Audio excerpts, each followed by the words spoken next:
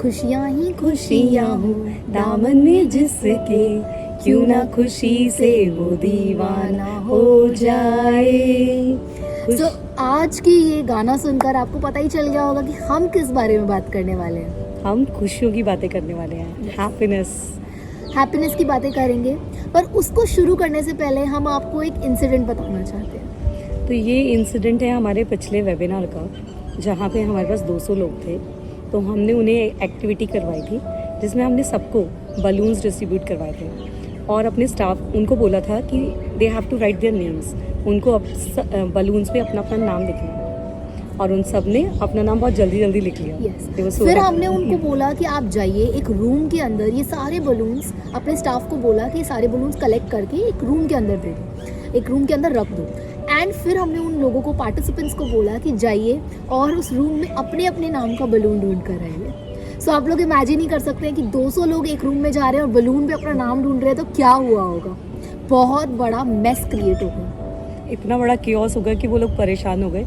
तो अनीशा और मैं एक दूसरे को देख रहे थे कि ये हो क्या रहा है। तभी अनीशा ने मुझसे पूछा मैम कुछ समझ आ रहा है आपको? yes. तो मैंने अनीशा को बोला हाँ अनीशा, मुझे बिल्कुल समझ में आ रहा है। इस इंसिडेंट से हमें ये लर्निंग मिल रही है कि हम क्या करते हैं, मटेरियलिस्टिक हैप्पीनेस पे लगे हैं, अपनी अपनी खुशियाँ ढूंढने में लगे हैं। कि कार मिल गई, फिर पड़ोसी ने कोई बड़ी कार ले ली, तो हम दुखी हो गए। फ़ोन ले लिया, फ़ोन पुराना हो गया, तो वो दुखी हो गए।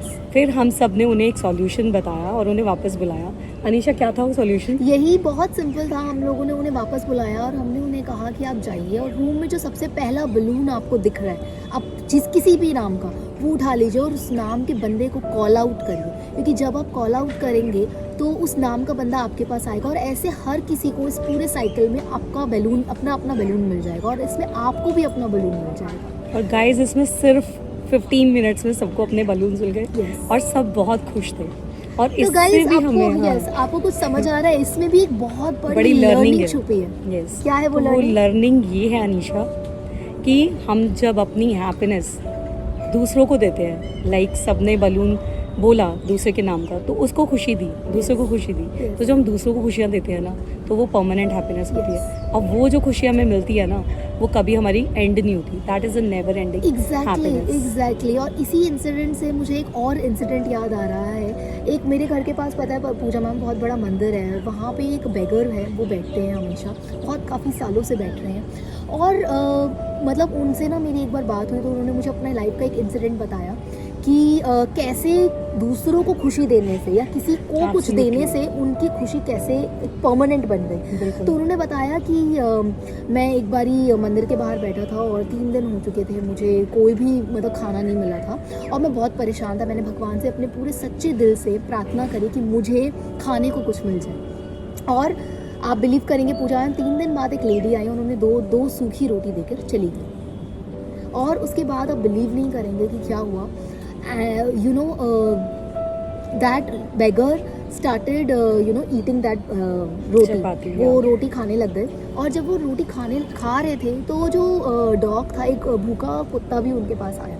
अब जब वो भूखा कुत्ता उनके पास आया तो भिखारी को एहसास हुआ उस भूख का, क्योंकि जब हम दुखी हैं या हम भूखे हैं या हमारे पास लैक है ना, तो हम दूसरों का लैक, दूसरे का दर्द आप समझ पाते हो। जब आप वो सिचुएशन से गुजरते हो ना, तो आप डेफिनेटली दूसरे का दर्द समझ पाते हो। सो उस भिखारी ने उस भूख को देखा और एक अपनी सूखी रोटी निकाल के उस कुत्ते को दे दी।